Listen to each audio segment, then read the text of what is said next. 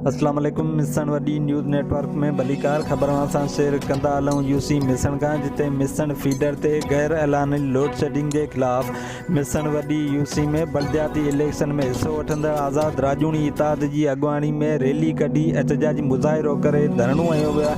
ख़बरों सां शेयर कंदा हलूं मिसन फीडर ते गैर ऐलानी लोड शेडिंग के खिलाफ़ यूसी मिसन में बलदियाती इलेक्शन में हिस्सो वठंदड़ आज़ाद राजूनी इताद के पैनल पारां रैली कढी मेन स्टाफ चौक ते एहतजाजी मुज़ाहिरो करे धरणो कयो वियो, जॾहिं त धरणे में शामिल माण्हुनि पारां सख़्त नारेबाज़ी कई वई आहे। वधीक अॻुवाणनि जो छा चवणु आहे, छो त उन्हनि सां ॻाल्हि ॿोल करे चालू था करे जो खाली मिसन जी न, पर जेसी ताईं मिसन फीडर वञे तो होसी ताईं जी लाइट पाण खे बहाल था करे ॾीन अधु कलाक में। इहा सभु तव्हांजे कामशन ऐं तव्हांजे महिनतनि जो नतीजो आहे।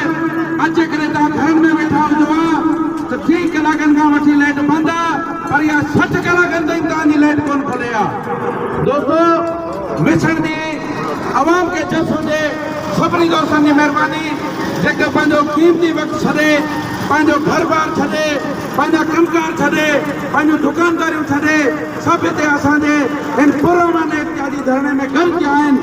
तव्हांखे था ॿुधायूं त तव्हां होशियारी वठो त तव्हां ॾिसो अॼु हुसैनियत जो हर ॾींहुं हुसैनियत जो आहे, पर अॼु हुसैनियत जे ॾींहं ते बि यज़ीद जो टोलो अवाम खे अॼु इख़्तियार में वसा कोन थो घटाए।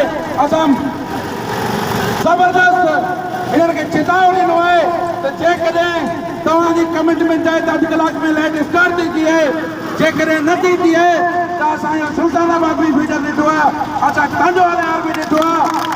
ज़हन में ॻाल्हि रखिजो त खाली मुख़्तियार कोन्हे, हिते हज़ारे मुख़्तियार पैदा थी विया आहिनि।